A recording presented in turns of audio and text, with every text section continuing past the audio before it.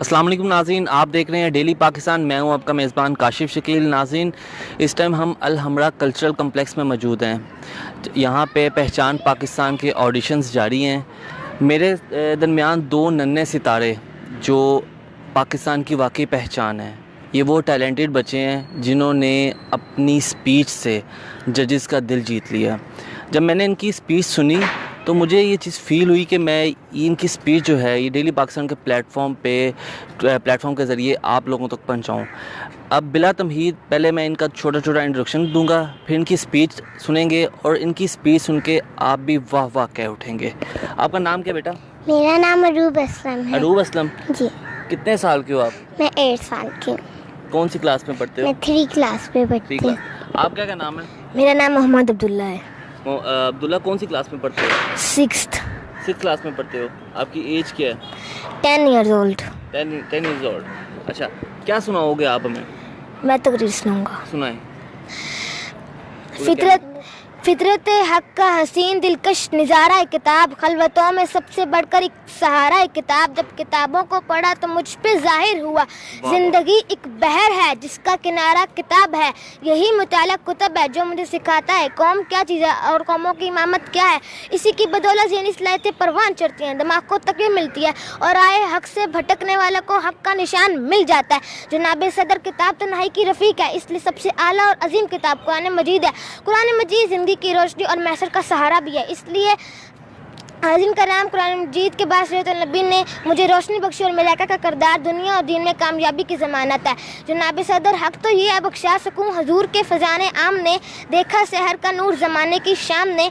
जनाब सदर मुताले कुतुब ने मुझे दो कौमी नज़रिया और पाकिस्तान की इज़्ज़त से आगाह किया। मेरे वतन की बुनियाद दो कौमी नज़रिया है जिसकी बदौलत हम अपने वतन को आलमी इस्लाम की क़ुव्वत बना सकते हैं।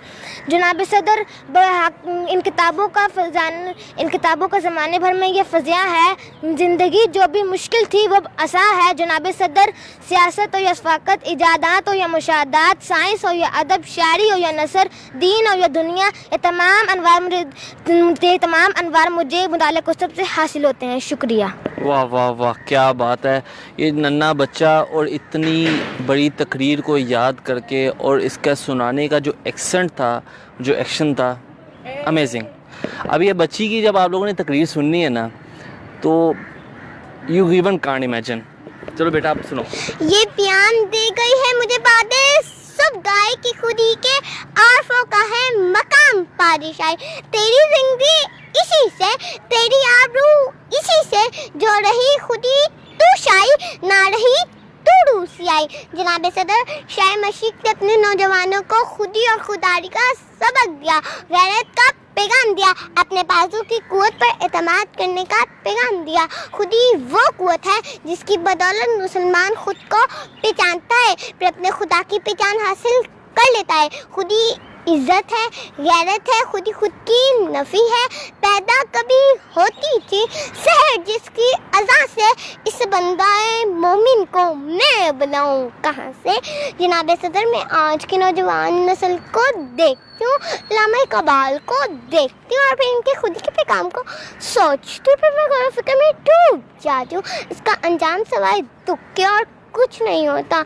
9 नवंबर खुशियों का दिन है, मगर मस्जिदों इमाम पर गाँव में खून की नदियाँ बह रही हों, माँ बहनों की इज्जत मिफू ना हो, जहाँ बातिल कोतों ने पाक वतन का घेरा तन कर लिया, तो ऐसे हालात में खुशी कैसे मनाई जाए। जनाब सदर खुशी कैसे मनाई जाए।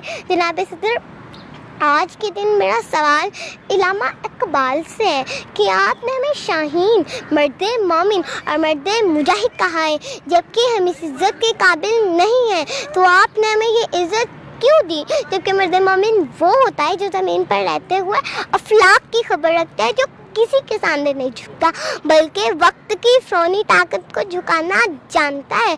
आज फिर हम कोताहियों से वक्त की ठोकरों पे हैं। जनाब सदर ये पाकिस्तान इकबाल का पाकिस्तान नहीं है।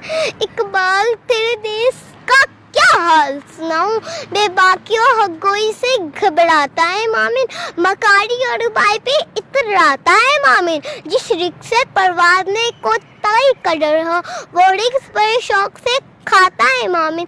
किरदार का, गुफ्तार का, अमल का मामिन, कायल नहीं ऐसे किसी जन जाल का मोमिन, सरहद का है मोमिन कोई, पंजाब का मोमिन। इकबाल तेरे देश का क्या हाल सुना। इकबाल तेरे देश का क्या हाल सुनाए।